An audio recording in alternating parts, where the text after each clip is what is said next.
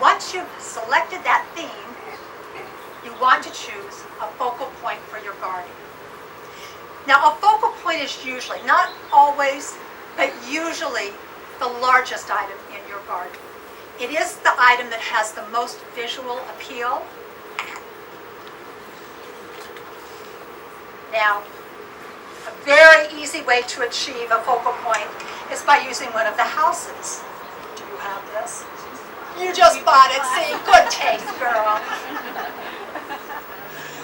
There are so many fabulous little houses to choose from. Some are realistic, they look like an Irish cottage, some are more whimsical. They are fantastic. When you're starting out, this is a great way to begin because this is definitely an eye-catching piece. But your focal point can also be very simple.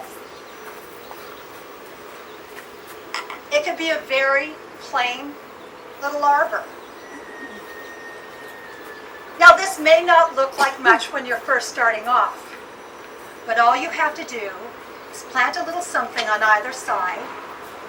In this case, I used the miniature fuchsia, the Fuchsia timifolia, planted one on each side, trained it to go over, and now there is no question that this is the focal point of this garden.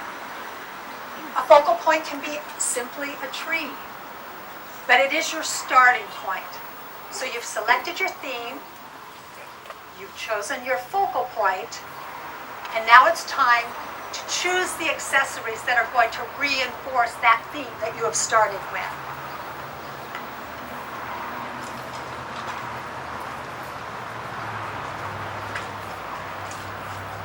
Now, accessories may come in lots of colors, but there are two basic groups. Your cool tones and your warm tones. Now, your cool tones are going to involve whites, grays, charcoals, blacks, everything in the cooler side of the color wheel.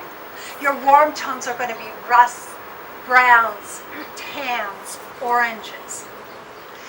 I suggest that you choose one or the other rather than mixing them. It just gives it a nicer look. Now, when you want to go into adding some color to the garden, by all means, add some pops of color. Don't go crazy. If you start grabbing red and blue and yellow and purple and orange, and you put them all together, it starts to get a little busy. The eye doesn't really know where to look. Choose a simpler color palette. So even if you add color, choose, say, two.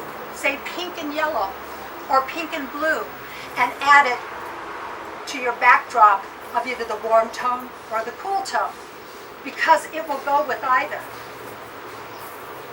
That pop of color goes equally well with the cool and with the warm.